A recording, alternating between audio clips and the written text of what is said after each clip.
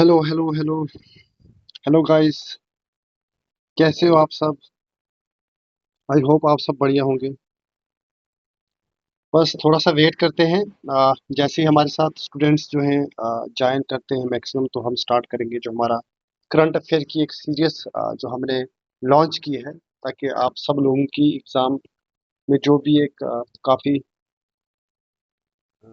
बड़े मार्जिन में जो भी करंट अफेयर से अफेयर्स के मार्क्स आते हैं, तो आप उनको अच्छे से अटेम्प्ट कर दो।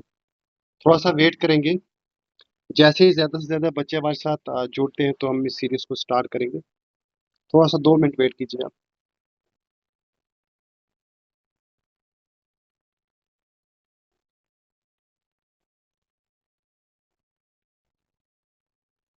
और जो भी बच्चे हमारे साथ जॉइन हुए हैं, मैं उनको रिक्वेस्ट करता हूँ कि आपने अपनी माइक प्लीज़ बंद कीजिए।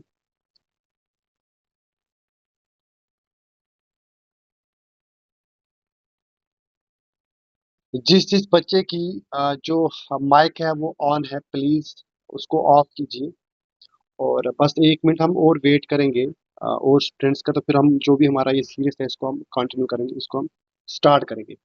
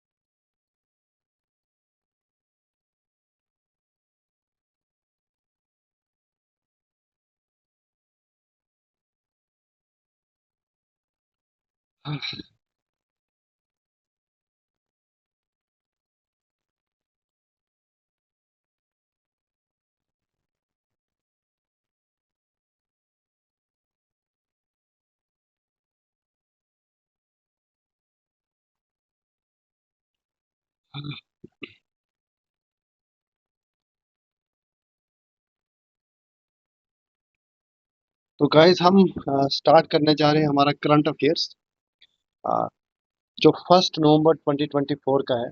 अ, अभी हम जो भी हमारे जो आज 4 है, जो भी हमारे पास जितने भी डेज़ के करंट अफेयर बच के, हम उनको भी साथ लेके चलेंगे।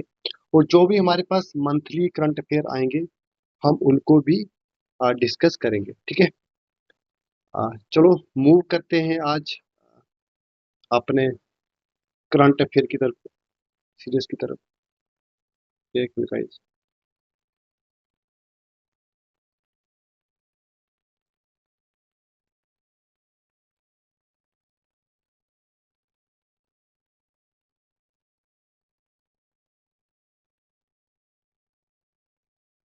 क्या हो रहा है?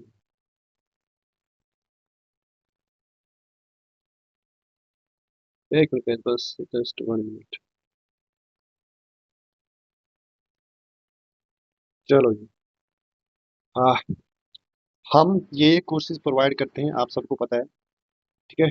जो भी बच्चा नया हमारे साथ फर्स्ट टाइम जुड़ रहा है, तो जो भी जिसकी भी जो अपनी गवर्नमेंट जॉब की जो भी ड्रीम है, तो वो हमारे साथ जुड़ सकता है। हम बहुत ही अफोर्डेबल में एक अच्छा कोर्स प्रोवाइड करते हैं, जिससे आप अपने ड्रीम्स को पूरा कर पाओगे।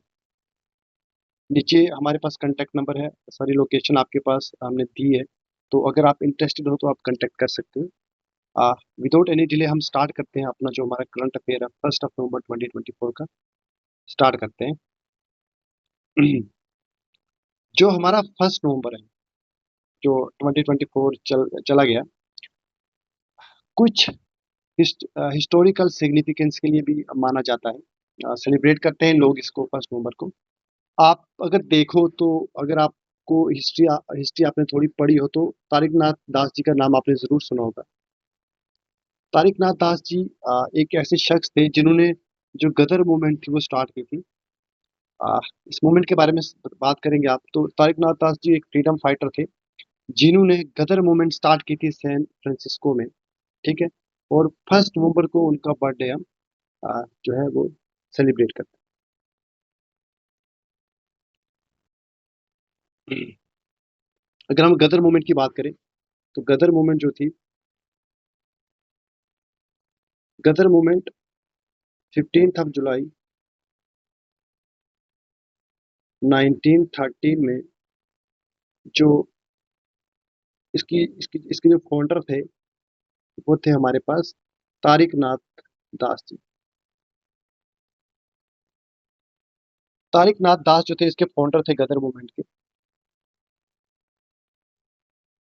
और साथ में सोहन सिंह बाखना जी थे। सोहन सिंह बाखना जो इसके मेंबर थे।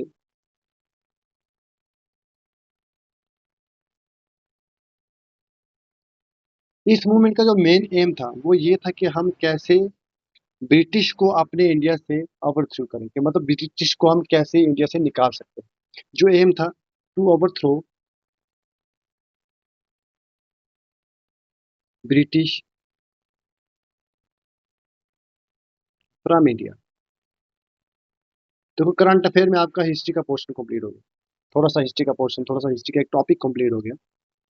इसका एम क्या था कि हम कैसे ब्रिटिश को ओवरथ्रो करें इंडिया से, और इस मूवमेंट को तेज करने के लिए, इस चीज को आगे लेके जाने के लिए गदर मूवमेंट स्टार्ट की थी। और ये स्टार्ट कहाँ हुई थी? इसकी जो प्लेस थी वो थी सैन फ्रांसिस्को, फ्रांसिस्को कैलिफोर्निया में। आपने दो चीजें याद रखनी है, एक तो फाउंडर का नाम याद रखना है, डेट याद रखनी है, और एक चीज और याद रख सकते हैं जो बहुत ज्यादा इंपॉर्टेंट है।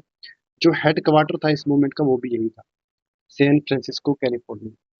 तो गदर मूवमेंट के बारे में आई होप आप अच्छे से आपको क्लियर हो गया होगा कि गदर मूवमेंट 15 जुलाई 1913 में सैन फ्रांसिस्को में स्टार्ट हुई थी, इस मोटिव से, इस एम से कि हम ब्रिटिश को ओवरथ्रो करेंगे इंडिया से। That's it about Ghadar movement.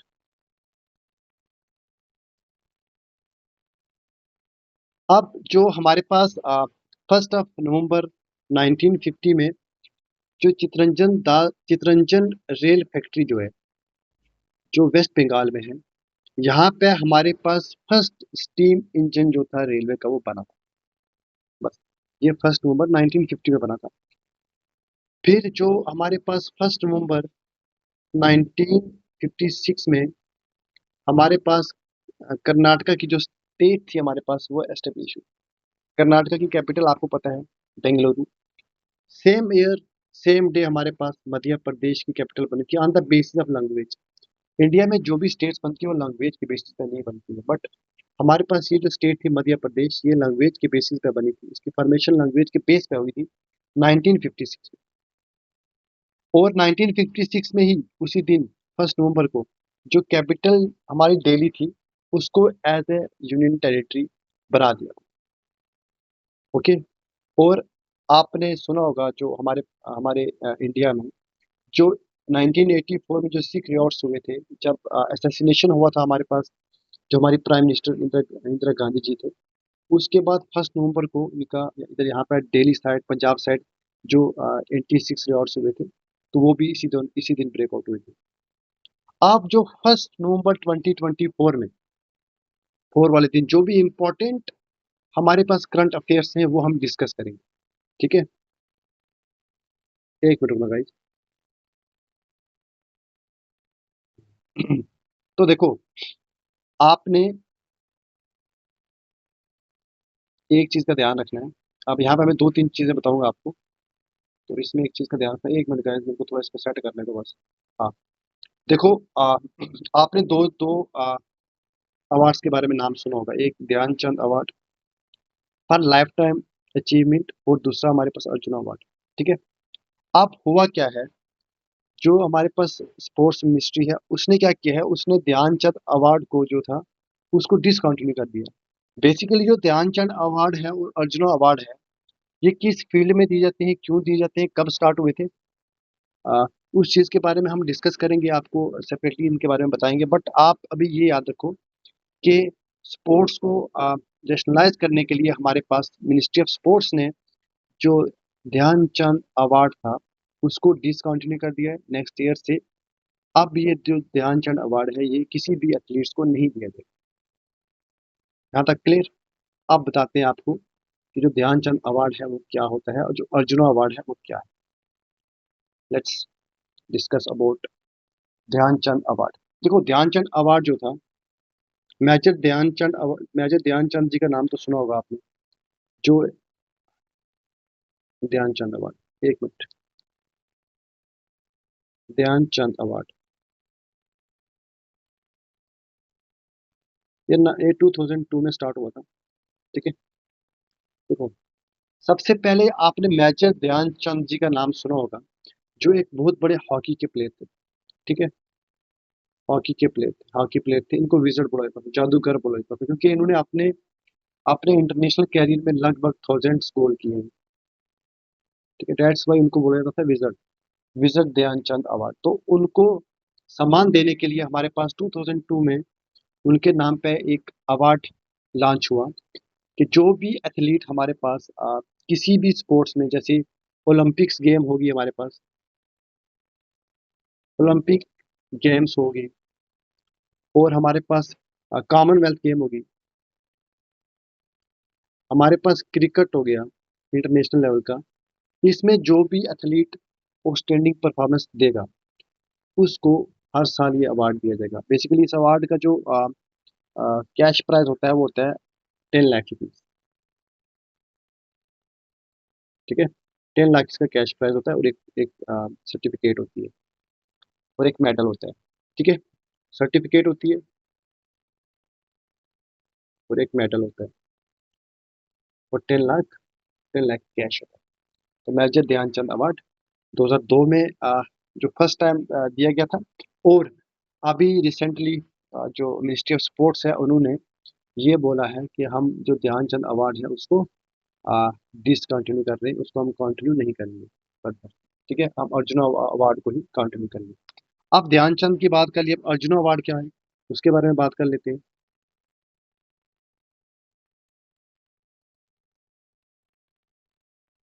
Arjun award क्या है? अर्जुन अवार्ड बेसिकली 1961 में एस्टेब्लिश हुआ था। ठीक है, इसका जो हमारे पास एम था वो यही था कि जो इंडिया के टॉप एथलीट हैं, टॉप एथलीट्स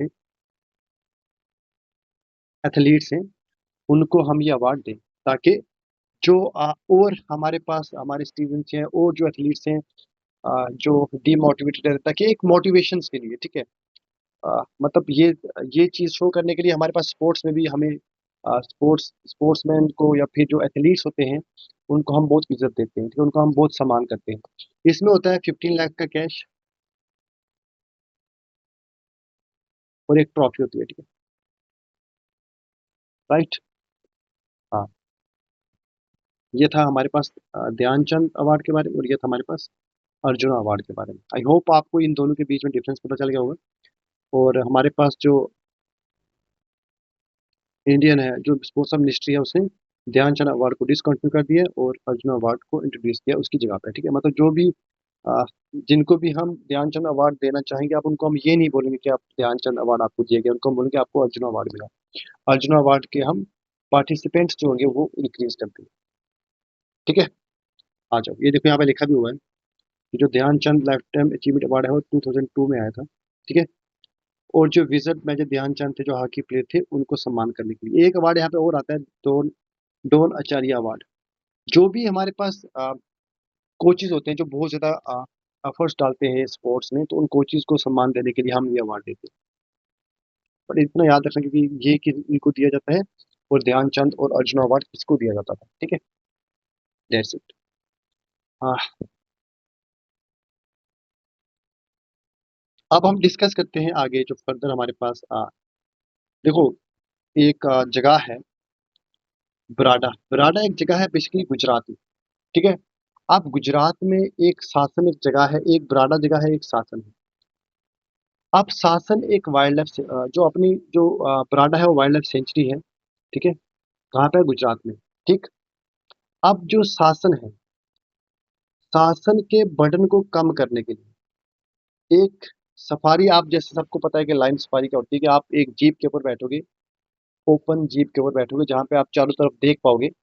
तो जो भी हमारे पास सराउंडिंग में एनिमल्स हैं आप उनको इजीली देख पाओगे विद इन फॉरेस्ट। ठीक है। और शासन हमारे पास जो है जो एक ये भी वाइल्ड लाइफ सेंचुरी है। इस शासन के ऊपर बर्डन कम करने के लिए जो है, क्योंकि शासन में भी लाइन्स हैं, तो बराडा में भी लाइन्स है। शासन के ऊपर जो बर्डन कम करने के लिए हमारे पास जो बराडा है, वहाँ पे एक लाइन सफारी जो है वो चालू कर दी है। तो आपको सबसे पहला क्वेश्चन आपके ऊपर ये आ सकता है कि रिसेंटली जो एक लाइन सफारी जो है बिल्ट हुई है या जो लॉन्च हुई है बराडा में, तो बराडा वाइल्ड लाइफ सेंचुरी किधर है? तो बराडा वाइल्ड लाइफ सेंचुरी आपको पता होना चाहिए कि जो हमारे पास गुजरात है, गुजरात में। ठीक है। Let's move on.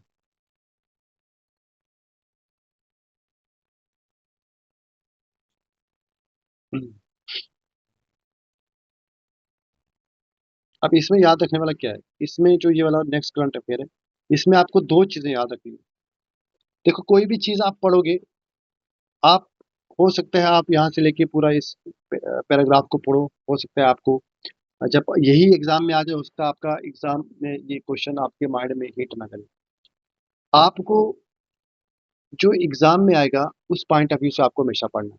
देखो ये तो जो हाईलाइटेड है ये तो बहुत ज़्यादा इंपॉर्टेंट है कि इंडिया ने एक स्ट्रेटेजी अनाउंस की है। ठीक है।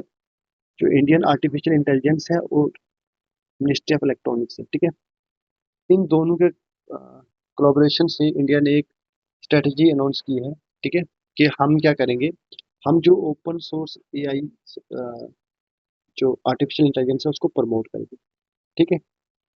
पहली चीज़ क्या याद रखनी है कि हमारे पास कि जो ओपन सोर्स एआई को प्रमोट करने के लिए कौन कौन सी दो मिनिस्ट्रीज ने आपस में कोलैब किया है। कौन कौन सी दो मिनिस्ट्रीज ने कोलैब किया है? एक तो हमारे पास इंडियन एआई आएगी, इंडिया एआई आएगी, और दूसरी आएगी मिनिस्ट्री ऑफ इलेक्ट्रॉनिक्स। दो ऐसी हमारे पास इंस्टीट्यूट हैं जिन्होंने कोलैब करके ओपन सोर्स एआई को प्रमोट करने के लिए कोलैब किया है। ठीक। अब ये कोलैबोरेशन, ये स्ट्रेटेजिक जो हमारे पास अनाउंसमेंट हुई है कहाँ पे हुई है? ये हुई है सुरजन आईआईटी जोधपुर में। सुरजन आईआईटी जोधपुर कहाँ पे है? राजस्थान में। बस इतना याद रखना। ठीक है। हाँ, आगे देखो अब हमारे पास नेक्स्ट जो आज नवंबर 1 का जो हमारे पास नेक्स्ट इम्पोर्टेंट करंट अफेयर है वो है जो प्राइम मिनिस्टर नरेंद्र मोदी मोदी जी, उन्होंने क्या किया है? एंड ही सर पे Spanish counterpart and he Spanish counterpart Pedro Sanchez jointly inaugurated the Tata aircraft complex for the manufacturing of, देखो C-29 एक मिलिट्री एयरक्राफ्ट है वडोदरा में। वडोदरा में नरेंद्र मोदी जी ने और उस उनके स्पेनिश जो काउंटर पार्ट थे, जो स्पेनिश के एक साथी थे पेड्रो संचेत, उन्होंने एक टाटा एयरक्राफ्ट कॉम्प्लेक्स इनाग्रेट किया है। किसके लिए? हमारा एक एयरक्राफ्ट है C-29 एयरक्राफ्ट, उसको मैन्युफैक्चर करने के लिए वडोदरा गुजरात। अब इसके ऊपर क्वेश्चन कैसे आ सकता है कि जो हमारे पास रिसेंटली पेड्रो संचेत और पीएम मोदी जी ने जो इनाग्रेशन किया टाटा एयरक्राफ्ट कॉम्प्लेक्स की, वो कहाँ की है? तो आप बता सकते हो वडोदरा में किया। किस लिए की है? हमारे पास मिलिट्री एयरक्राफ्ट की मैन्युफैक्चरिंग के लिए। That's it. ये इंपॉर्टेंट नहीं है आपके लिए, ये भी इंपॉर्टेंट नहीं है। हाँ ये देख लेते हैं। आ, ये वाला देख लेते हैं। देखो, विभव Kumar Talukdar of Assam received the Harry Marshall Award for Conservation of Leadership by the Species Survival Commissions of the international union of conservation of nature. कहता है देखो, जो हमारे पास 5th IUCN SSC leaders meeting हुई है अबू धाबी में, आपको पहले ये याद रखना है कि जो 5th IUCN SSC leaders meeting हुई है अबू धाबी में, उसमें वैभव कुमार तलुकदार को, जो असम के हैं, उनको मैसल अवार्ड मिला है for the conservation of leadership. ठीक है। मतलब कंजर्वेशन एफर्ट्स के लिए इनको एक अवार्ड दिया गया है। जो कहाँ कहाँ मिला इनको? जो मिला अबू धाबी में, जो 5th IUCN SSC लीडरशिप की मीटिंग में। That's it. अब हमारे पास यहाँ पे कुछ चीज़ें बहुत ज़्यादा इंपॉर्टेंट हैं, आपको याद रखनी है। यहाँ पे नाम आया है आरबीआई गवर्नर शक्तिकांत दास जी का। यहाँ पे हम आरबीआई के बारे में भी थोड़ा डिस्कस करेंगे, बट फर्स्ट ऑफ ऑल आपको देखना है न्यूज़ क्या है। न्यूज़ ये है कि जो US based global finance magazine है, यूएसए में, यूनाइटेड स्टेट ऑफ अमेरिका में एक ग्लोबल फाइनेंस मैगजीन आती है, जिसने हमारे पास जो रिजर्व बैंक ऑफ इंडिया के जो अभी रिसेंट जो अभी गवर्नर है शक्तिकांत दास जी, उनको टॉप सेंट्रल बैंकर बोला है। आपको ये चीज पता होनी चाहिए कि जो हमारे पास गवर्नर शक्तिकांत दास जी हैं, उनको ग्लोबल फाइनेंस मैगजीन ने जो यूएसए बेस्ड है, उनने टॉप सेंट्रल बैंकर बोला है। ठीक है, अब आपको यहाँ पे दो चीजों के बारे में पता होनी चाहिए। एक तो आरबीआई के बारे में पता होना चाहिए, एक तो गवर्नर के बारे में पता होना चाहिए। ठीक है, और शक्तिकांत दास जी के बारे में पता होना चाहिए कौन सा गवर्नर है इनका, और ये कब से सर्व कर रहे हैं आरबीआई। तो लेट्स स्टार्ट। देखो, आपको सबसे पहले पता होना चाहिए कि आरबीआई यानी रिजर्व बैंक ऑफ इंडिया की फॉर्मेशन कब हुई। देखो, जो अप्रैल 1 है ना, अप्रैल 1 1935 में ये ये जो था, इसने वर्किंग करना स्टार्ट किया था, बट इसकी फॉर्मेशन हुई थी 1934 में। 1934 में इसकी फॉर्मेशन हुई। अप्रैल 1 1935 में इसने क्या किया, इसने ऑपरेट करना शुरू किया। ठीक है, और एक कमीशन है बहुत इंपॉर्टेंट, जिस कमीशन के बेसिस पे हमारे पास आरबीआई का सेटअप हुआ। एक कमीशन बहुत ज्यादा इंपॉर्टेंट है, एग्जाम में पूछ जाती है, हिल्टन यंग कमीशन।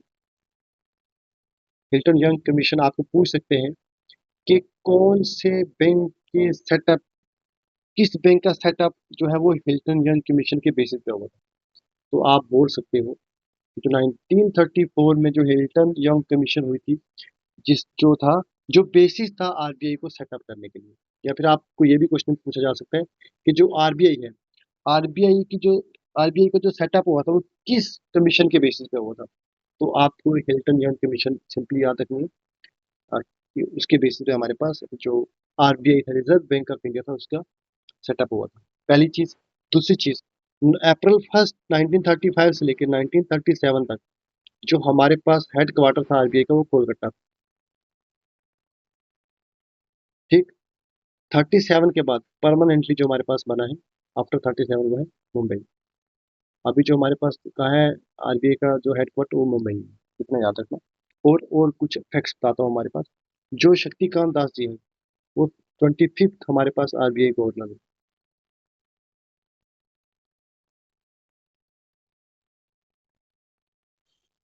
ठीक है, 25th गवर्नर है हमारे पास।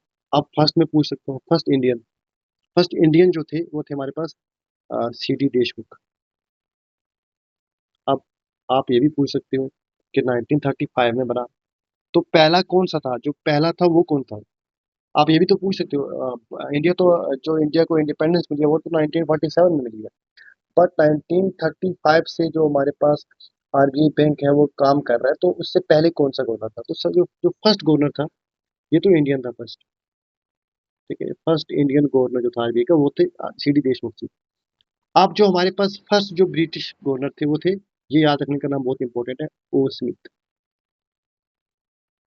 That's it.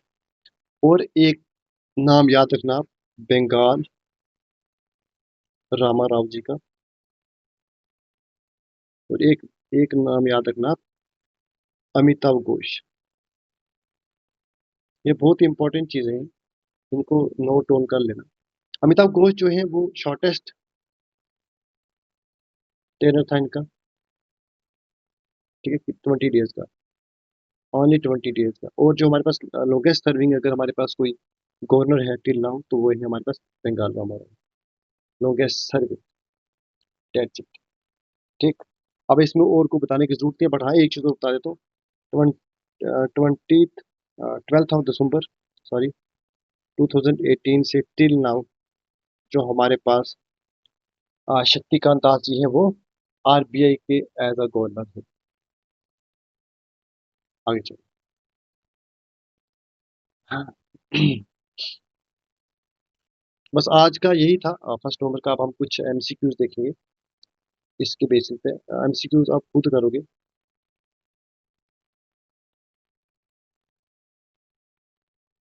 देखो जो हमारे पास वैसे इम्पोर्टेंट तो मेरे को ये लगेगा, बट हाँ अगर याद रखना चाहते हो तो रख सकते हो कि जो वर्ल्ड वेज डे है, वर्ल्ड वेजिटेरियन डे, वो हर हर साल 1 नवंबर को मनाया जाता है। वो स्टार्ट कब होता है? 1977, 1977 से लेके आज तक हर साल ये डे जो बनाया जाता है। और इस डे का जो पीछे एम है वो क्या है कि जो बेनिफिट्स हैं वेजिटेरियन डाइट के, वेजिटेरियन वेजिटेरियन उसके उसके बारे में अवेयरनेस राइज करना कि आप सिर्फ वेज खा के सब चीज़ें आप ये बोल सकते हो कि नॉन वेज होते हैं वो ज़्यादा स्ट्रॉन्ग होते हैं, ज़्यादा ऐसा कुछ नहीं होता है।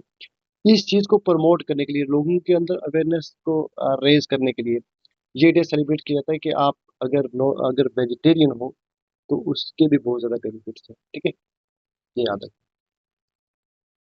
हाँ, आज एक क्वेश्चन हो रहा है कि where will NTPC V R and Indian army set up solar hydrogen microgrid recently. देखो ऐसे क्वेश्चंस आते हैं आपके एग्जाम में, खासकर जेके में, एसएससी सीजीएल में भी आते हैं क्वेश्चंस कि national thermal power corporative limited और इंडियन आर्मी ने रिसेंटली एक सोलर हाइड्रोजन माइक्रोग्रिड रिसेंटली जो है वो सेटअप किया है। तो आपको बताना है कि वो कहाँ पे किया है।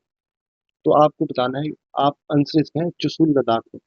ये जो दो ये बॉडी है, इन दोनों ने मिलके एक चुशुल लद्दाख में एक प्रोजेक्ट जो है उसको सेटअप किया है। ठीक है,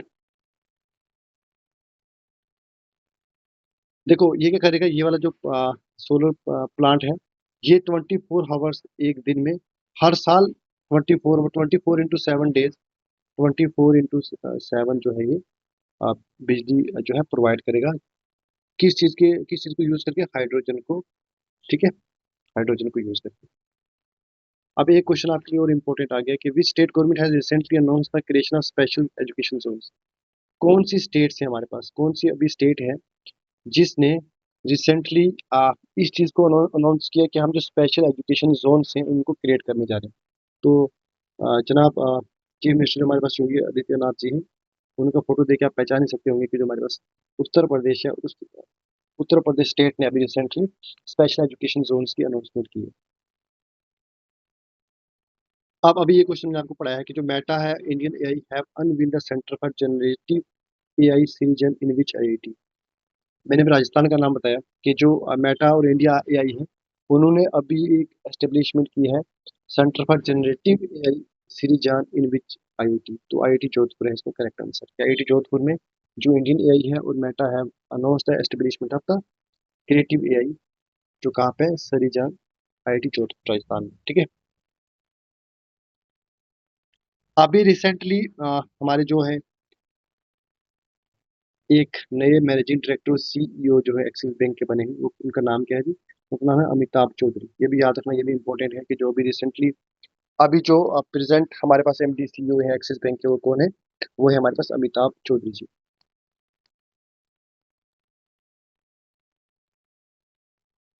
यहाँ पे एक स्कीम आ गई है, न्यूज में थी तो मैंने बोला बता देता हूँ आपको। देखो यहाँ पे प्रधानमंत्री मुद्रा योजना स्कीम जो है, इसका जो पहला जो बजट था वो 10 लाख था। अब 10 लाख से कितना हो गया है इसका? ठीक है, 10 लाख से कितना बढ़ा है? देखो जो प्रधानमंत्री मुद्रा स्कीम है ना, मुद्रा स्कीम, एक मिनट रुकना, मैं आपको अच्छे से बताता हूँ, जस्ट 1 सेकेंड। जो मुद्रा स्कीम है ना, मुद्रा स्कीम, मुद्रा स्कीम जो थी, ये बेसिकली एक लोन वाली स्कीम है जिसमें आपको लोन दिया जाता था अप टू 10 लाख रुपीज। ठीक है, और ये स्टार्ट कब हुई थी? ये हुई थी 8 अप्रैल 2014, पीएम मोदी जी ने स्टार्ट की थी। Excuse me sir. हाँ जी सर। हेलो। सर आप स्क्रीन पे कुछ लिख लिख रहे हैं? सर लिख रहा हूँ। कुछ सर दिख नहीं रहा है। हाल ही से करियर मेकअप इंस्टीट्यूट का पोस्टर लगा हुआ है। आपको देख नहीं रहा है? No sir. देखो मैं चेक करता हूँ यार, मैं चेक करता हूँ।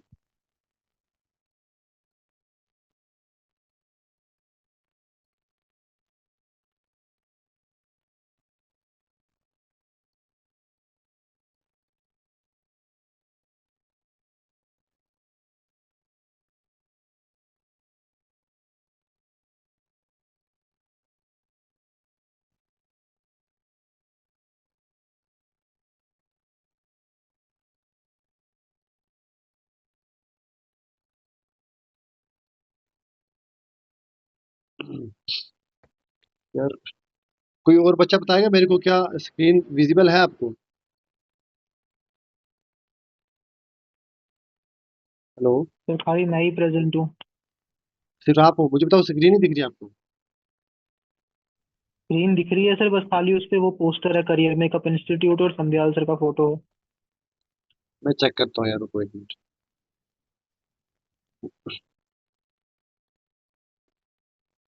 ओह ये क्या हो गया यार?